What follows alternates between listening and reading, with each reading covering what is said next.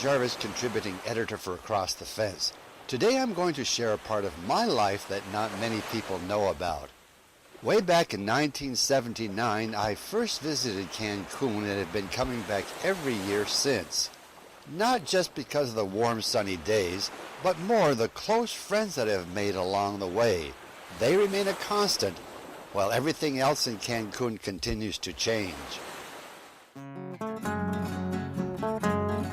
Back in 1967, a computer search by the Mexican government selected a deserted strip of sand beach inhabited by a few Mayan fishermen to build a mega resort.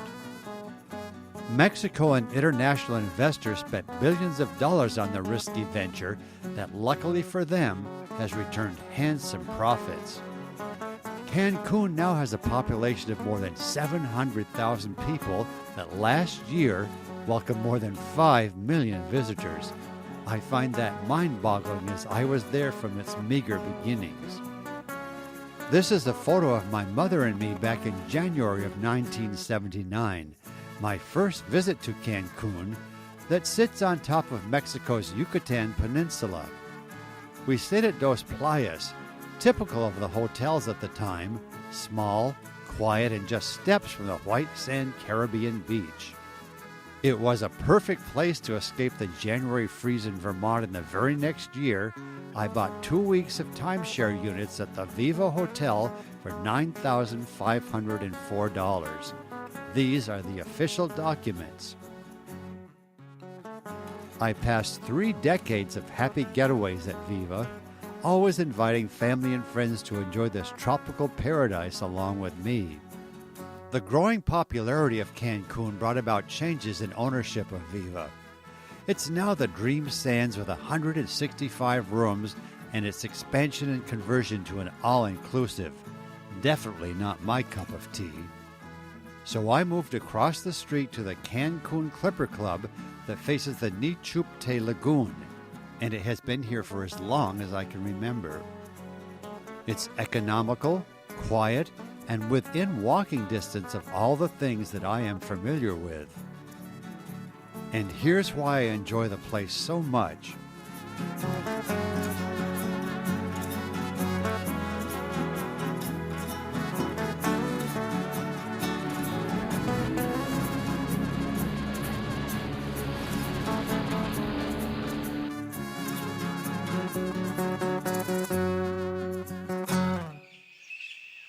Don't be alarmed by that sign, as the heavy-duty fence keeps crocodiles away, and it's a good thing. Because they are in the lagoon. You see it there thinking about making that blue heron its lunch. Deciding that it wasn't worth the effort, the massive creature lumbered on shore, leaving it gasping for breath, and me glad to be on the other side of the fence. The massive rush to make all things bigger and better left much of what I enjoyed most about Cancun behind. This is what remains of the once magnificent Maya Fair Plaza. The shops, restaurants, and galleries are deserted, taking away the charm and that special feeling of being in old Mexico. Say nothing about the impact it's had on those who are not able or invited to be a part of this massive change. Even on Avenue Tulum, the main street in downtown Cancun, the effect is being felt, and once busy shops are now for rent. And those that remain try to entice the few tourists who leave the all-inclusives with sales or 2-for-1 specials. This is the large Ultra Femme shop, specializing in perfumes and skincare products, waiting for customers. This corner holds many memories, as here used to be Dan's Hamburgers, owned and operated by my friends Jack and Margarita Davis. What fun and good meals we had here.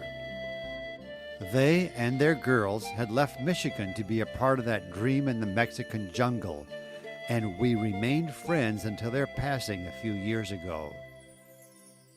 Now, 4 generations later, I remain close to their granddaughter Wendy, her husband Noe, and their 3 children. Oldest daughter Nikki is attending college in Mexico City, and the twins are in elementary school. On my every visit to Cancun, we stop at a nearby Burger King because the twins love the play area, giving us quiet time to visit after lunch. The twins grow so fast between visits, I can never tell them apart. Allá en Trujillo, allá Mirska. On January 6, 1980, at the Pyramid of the Magician, a part of the Mayan ruins at Uxmal, I met Elvis Salub and his wife-to-be, Eldie.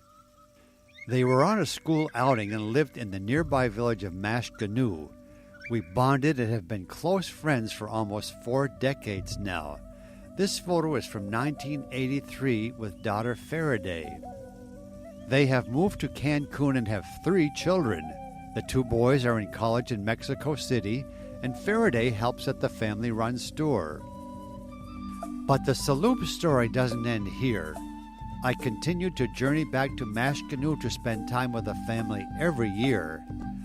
These are the parents of Elvis, and to the right his aunt that we call Tia.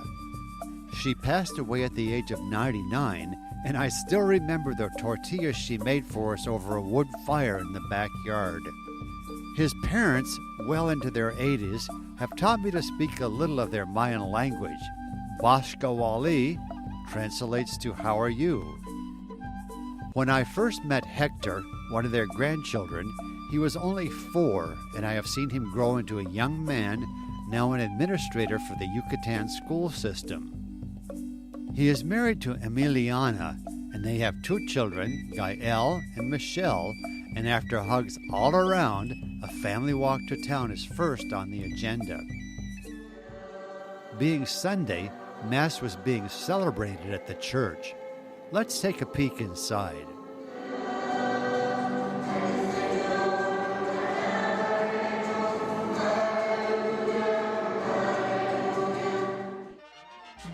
Just outside was a giant Rosca de Reyes, the king's cake, enjoyed every January 6th to celebrate the 3 wise men who brought gifts to baby Jesus. Shaped in the round to signify a huge crown, the sweet bread holds a special surprise. Baked inside is a small plastic figure representing baby Jesus. Whoever cuts the piece hiding the baby is obligated to host a party on February 2nd, Candelaria Day, and serve corn tamales and hot chocolate. And no, I didn't get the doll. Now let's enjoy some more sights and sounds of Mashkanu on a Sunday morning.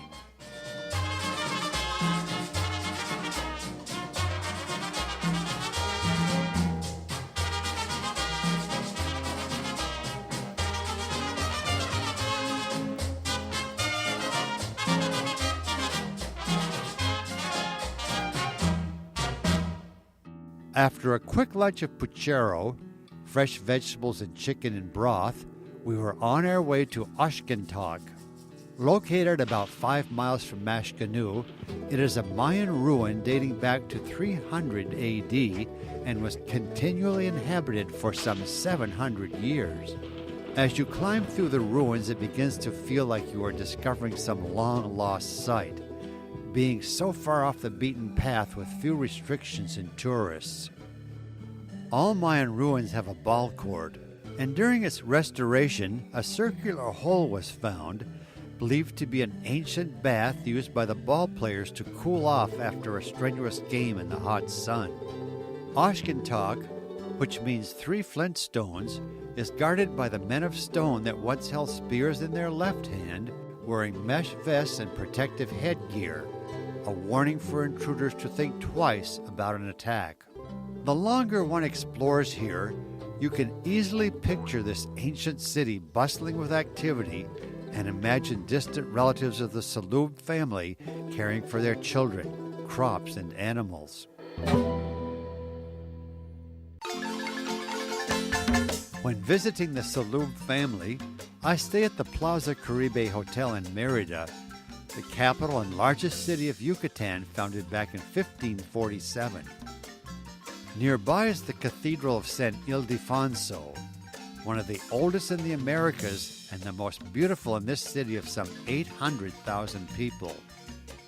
Luckily, I was in Mérida to help celebrate its 574th birthday, and what a party it was. Enjoy along with me.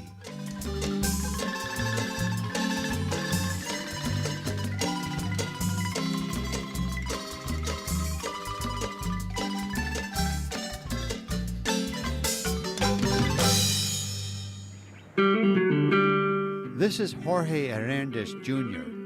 He is 20 years old and attending college in Mérida, studying to be an engineer like his father. I met Jorge Sr. here in Cancun in 1982, and we have been close friends ever since. I was at his graduation party in 1988 and a witness at his marriage to Rosario in 1991.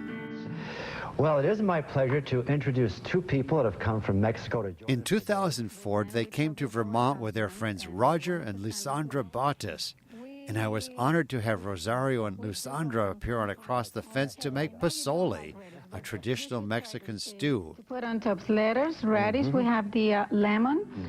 Now they have teamed up again to prepare another meal to celebrate our friendships of more than 3 decades. Their children are growing up so fast. To the right is Juan Pablo, Jorge Jr.'s brother, along with Sabrina and Tavo, the children of Roger and Lysandra. I have become a part of the family and am honored to be called Uncle Lyn. What a pleasure it is to see how well these families, especially the children, are doing from year to year. They know that I love 3-milk cake, so that is always on the menu, Bueno, Lyn, espero que regreses pronto. along with heartfelt wishes for a happy and healthy new year and a safe journey back to Vermont. Bueno. This is Wilbur Yam Marine. I met him almost 30 years ago selling souvenirs at the Key Week Market in downtown Cancun. Here he is many years later with his wife and children.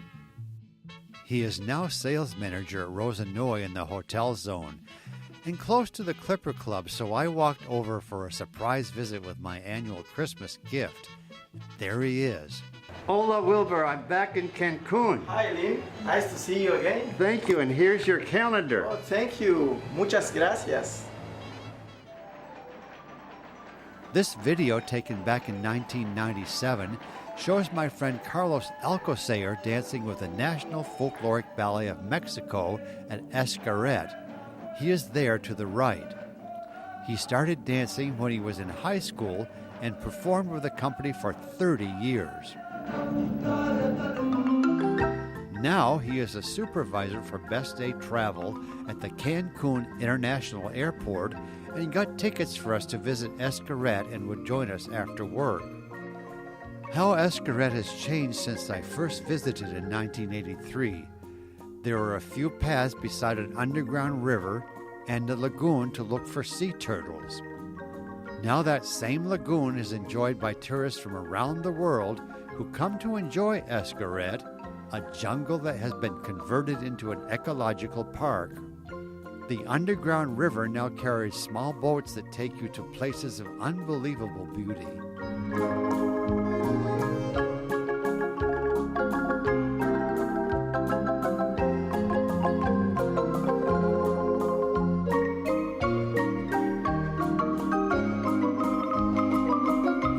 Afternoon passed quickly, and it was time to head over to the new amphitheater to watch the performance on a much larger stage.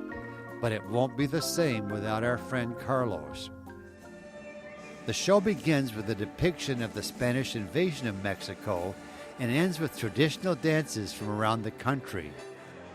I wish we had time to show you more, but here are some of the highlights.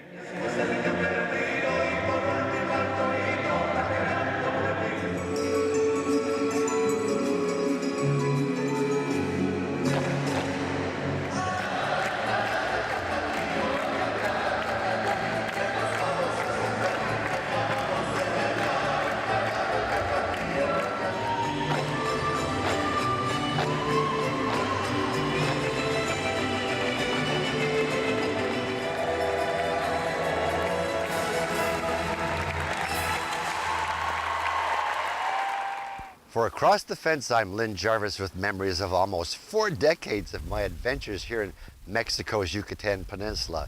It's quite a story, and I'm glad I could share it with all of you. Gracias, mi amigos, and hasta luego.